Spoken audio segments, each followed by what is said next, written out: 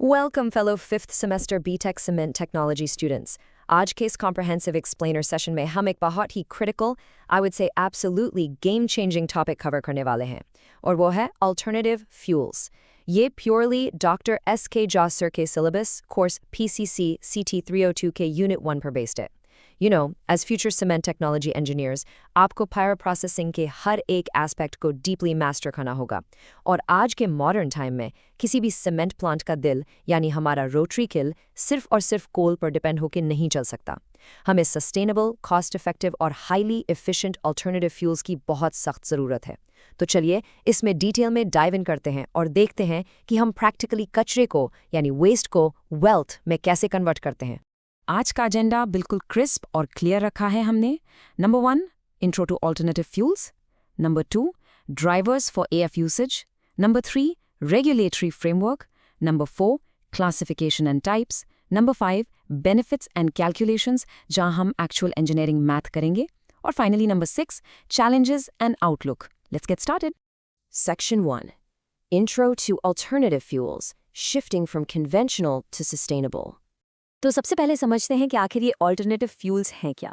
Alternative fuels या short में AF ऐसी नॉन फॉसिल फ्यूल मटेरियल्स हैं जो सीमेंट मैन्युफैक्चरिंग प्रोसेस में हमारे कन्वेंशनल फ्यूल्स जैसे कि कोल या पेटकोक को डायरेक्ट रिप्लेस करती हैं. और इस पूरी प्रैक्टिस को हम इंडस्ट्री में कहते हैं को प्रोसेसिंग. अब ध्यान दीजिए, ये टर्म बहुत इंपॉर्टेंट है.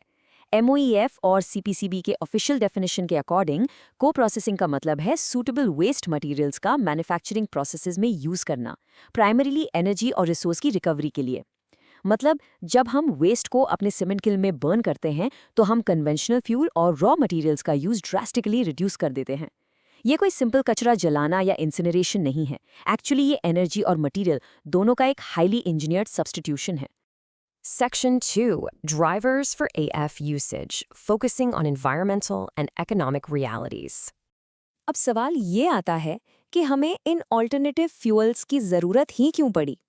इसके पीछे कुछ मैसिव एनवायरमेंटल और इकोनॉमिक ड्राइवर्स हैं. देखिए, इंडिया अभी एक बहुत बड़ी वेस्ट प्रॉब्लम फेस कर रहा है. अगर हम नंबर्स की बात करें तो इंडिया में हर साल लगभग 62 million tons municipal solid waste यानी MSW जनरेट होता है. That's a mind boggling number. और इसका रिजल्ट क्या है? हमारे लैंडफिल्स में डेली लगभग 80,000 टन्स वेस्ट डंप किया जा रहा है. सीमेंट प्लांट्स इस मैसिव प्रॉब्लम का सबसे बड़ा और सबसे एफिशिएंट सोल्यूशन बन सकते हैं. अगर हम इसको प्योरली इकोनॉमिक लेवल पर देखें तो ऑल्टरनेटिव फ्यूल्स मार्केट में अवेलेबल इंपोर्टेड फॉसिल फ्यूल से काफ़ी सस्ते होते हैं. इससे प्लांट की डायरेक्ट कॉस्ट रिडक्शन होती है, फ्यूअर सिक्योरिटी बढ़ती है और सबसे बड़ी बात, ग्रीन हाउस गैस रिडक्शन की वजह से प्लांट्स को कार्बन क्रेडिट्स के थ्रू एक नया पोटेंशियल रेवेन्यू स्ट्रीम भी मिलता है. सो एनवायरमेंटली एंड इकोनॉमिकली वेस्ट अब कोई लाइबिलिटी नहीं रहा, एक वैल्यूएबल रिसोर्स बन गया है. एज पायरो प्रोसेसिंग इंजीनियर्स आपको ये समझना बहुत ज़रूरी है कि सीमेंट किल्न एक परफेक्ट इंसिनरेटर क्यों है. किसी और इंडस्ट्री में ये इतनी इजीली पॉसिबल क्यों नहीं है. इसके पीछे प्योरली थर्मोडायनामिक्स और केमिस्ट्री है.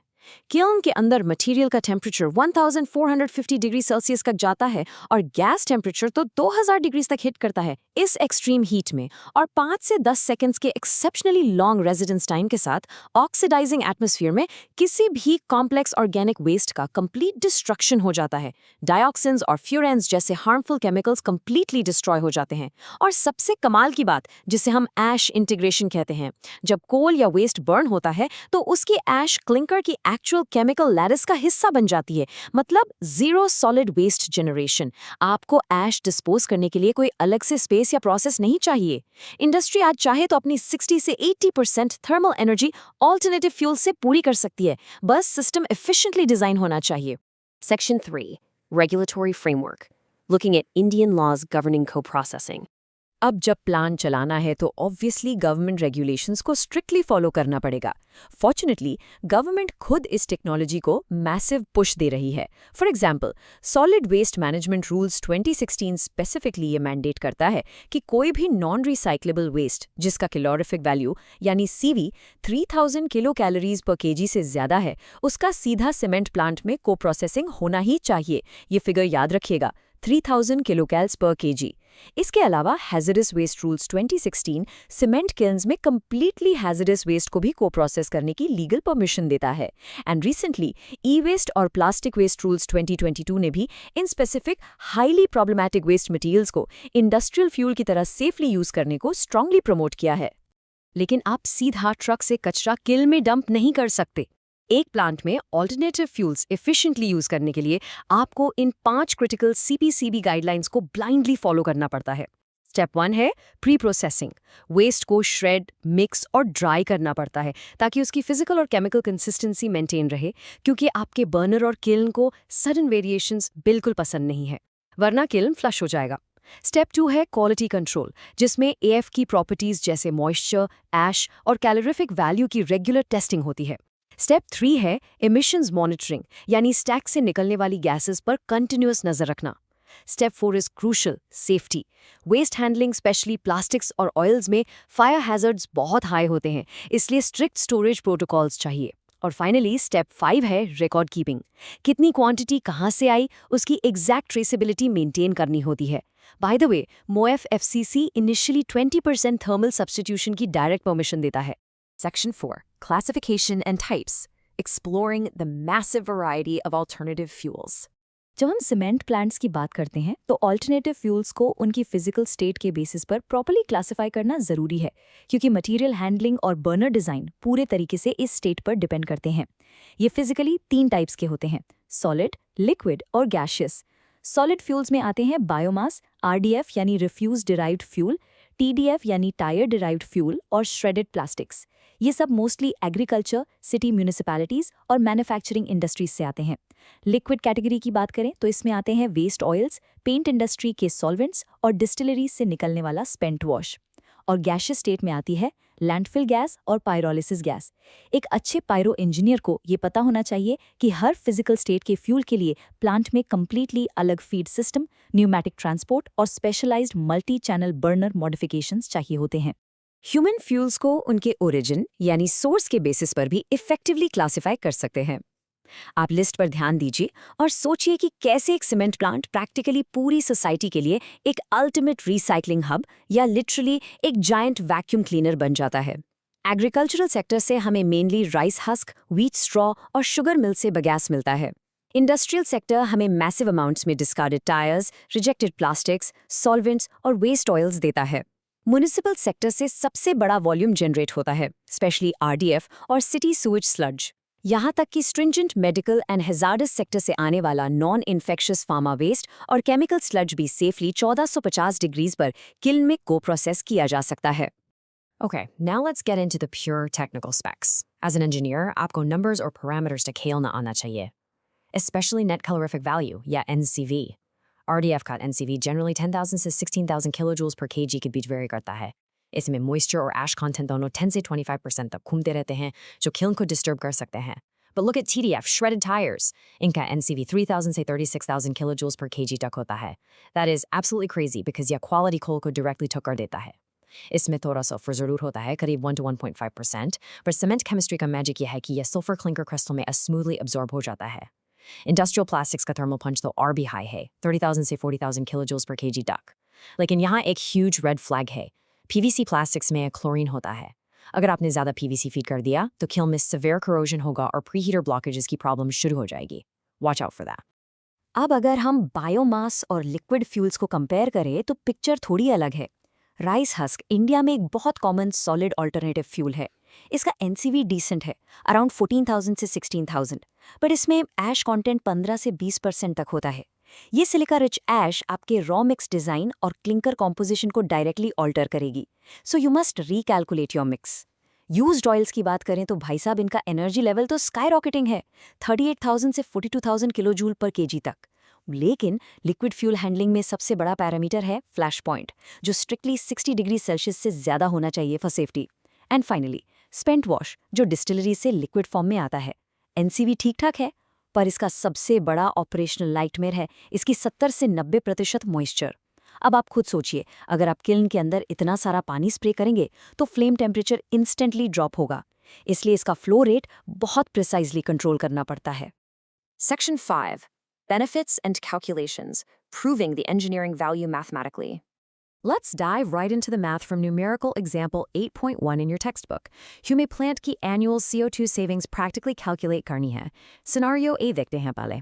Plant purely 100% coal पर चल रहा है. Total cell का consumption है 3,00,000 tons coal, जिसका assumed NCV है 25,000 kilojoules per kilogram. Standard formula के हिसाब से coal का CO2 emission factor हम लेते हैं 0.095 kg CO2 per megajoule. तो without any alternative fuel, total carbon emission बनता है massive 712.5 million kgs. अब scenario B पर shift करते हैं. As an engineer, आपको 20% coal की thermal energy को RDF से replace करना है. 20% एनर्जी निकालने के बाद अब हमें बचा हुआ 80% कोल चाहिए, यानी 240,000 टन्स, और जो 20% एनर्जी की डिमांड अब RDF से आएगी, जिसका NCV let's say 12,000 kilojoules per kilogram है, उसके लिए हमें क्वांटिटी कैलकुलेट करके मिलती है 125,000 tons of RDF. अब यहाँ एक कैच है. RDF का emission factor सिर्फ 0.020 होते क्योंकि उसका बायोमास फ्रैक्शन कार्बन न्यूट्रल यानी बायोजेनिक नेचर का होता है. तो कैलकुलेशंस रन करने के बाद नया टोटल CO2 निकल कर आता है 570 million coal से और 30 million RDF से. Total comes down to 600 million kgs of CO2. So focus on this massive number right here, 112.5 million kilograms. जब आप सिनेरियो A के 712.5 मिलियन में से सिनेरियो B का 600 मिलियन सिंपली माइनस करेंगे तो आपका एग्जैक्ट रिजल्ट आता है 11.5 मिलियन किलोग्राम्स, यानी एक single cement plant annually 112.5 ton CO2 सीधा सेव कर रहा है. ये लगभग 15.8% की डायरेक्ट एमिशन सेविंग्स है. एक प्रोफेशनल इंजीनियर के तौर पर यही वो हार्ड नंबर्स हैं जिनकी मदद से आप प्लांट का कार्बन फुटप्रिंट जस्टिफाई करते हैं और मैनेजमेंट को कार्बन क्रेडिट्स फेच करके देते हैं. एनवायरमेंटल बेनिफिट्स क्लियर हैं, पर let's talk about the economics, क्योंकि at the end of the day profitability matters. इसके लिए हम न्यूमेरिकल एग्जाम्पल 8.2 सॉल्व करेंगे. क्या ऑल्टरनेटिव फ्यूल्स प्लांट के लिए इकोनॉमिकली वायबल है? Let's see. सिनारियो ए में हमारा 3,00,000 टन कोल प्लांट तक पहुंच रहा है 4,500 रुपीज़ पर टन के लैंडिंग रेट पर. तो साल का टोटल फ्यूल बिल हो गया सीधा 135 करोड़ रुपीज़. अब सिनारियो बी में चलते हैं, जहां हमने 20% एनर्जी रिप्लेस कर दी थी. अब हमें सिर्फ 2,40,000 टन कोल खरीदना पड़ रहा है उसी 4,500 रुपीज़ के रेट पर, जो बनता है 108 करोड़. साथ में हम 1,25,000 टन RDF खरीद और प्रोसेस कर रहे हैं.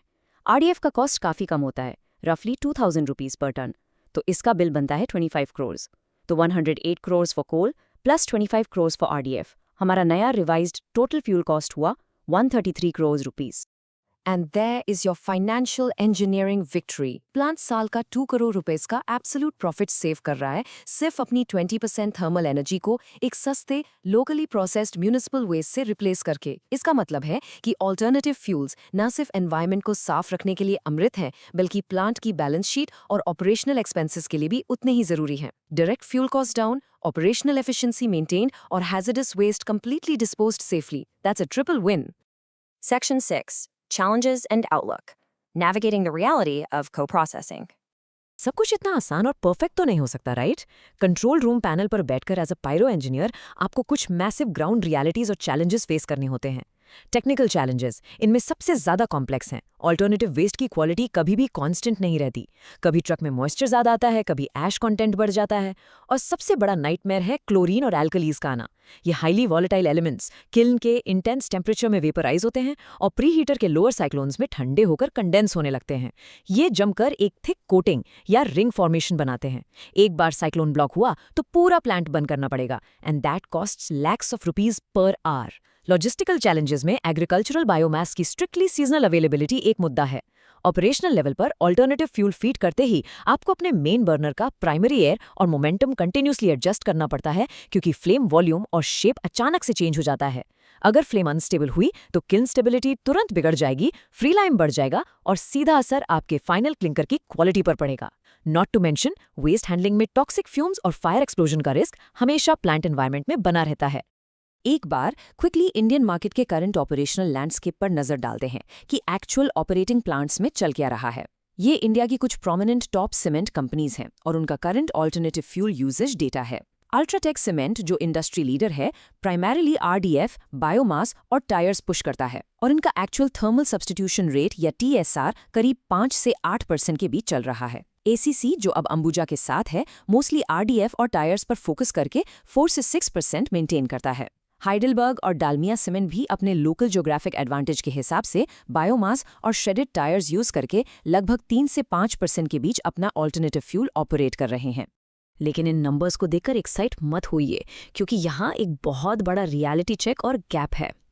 इंडिया का current average alternative fuel usage सिर्फ 3 से 5% के आसपास है, जबकि अगर हम करंट टेक्नोलॉजी और वेस्ट अवेलेबिलिटी को ध्यान में रखें तो हमारा एब्सोल्यूट मिनिमम पोटेंशियल 20 से 25% तक नेचुरली जा सकता है बिना किसी मेजर प्लांट ओवरहॉल के।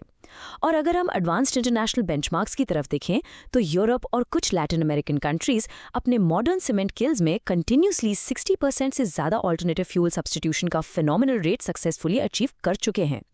ये डेटा क्लियरली दिखाता है कि इंडियन कॉन्टेक्स्ट में हमारे पास एज फ्यूचर इंजीनियर्स अभी कितना बड़ा स्कोप ऑप्टिमाइजेशन अपॉर्चुनिटी और ग्रोथ अवेलेबल है। तो इस पूरे एक्सप्लेनर के बाद मेरा एक फाइनल बहुत ही प्रोवोकेटिव और क्रिटिकल थॉट प्रोसेस है आपके लिए। जब आज इंडिया ग्लोबली सिर्फ 5% पर स्ट्रगल कर रहा है और यूरोप जैसे मार्केट्स आराम से 60% तक इनोवेट कर चुके हैं, तो as the aggressive next generation of cement technology engineers आप इन टेक्निकल बॉटलनेक्स और ऑपरेशनल चैलेंजेस को कंप्लीटली कैसे सॉल्व करेंगे? आप ऐसी क्या cutting edge multi channel burner technologies, chlorine bypass systems या advanced pre processing setups design करेंगे जो लिटरली इस मैसिव गैप को परमानेंटली ब्रिज कर सके और हमारी पूरी इंडियन सीमेंट इंडस्ट्री को प्योरली सस्टेनेबल दिशा में रेवोल्यूशनाइज कर दे? इस बारे में डीपली सोचिए, थर्मोडायनामिक्स के कॉन्सेप्ट्स अप्लाई कीजिए और अपने बेसिक्स हमेशा स्ट्रांग रखिए। मुझे उम्मीद है कि इस सेशन से आपको को प्रोसेसिंग और ऑल्टरनेटिव फ्यूल्स का हर एक इंट्रिकेट एस्पेक्ट मैथमेटिकली, इकोनॉमिकली और थ्योरेटिकली क्रिस्टल क्लियर तरीके से समझ आ गया होगा। Keep exploring the chemistry, keep learning and keep innovating for a greener future.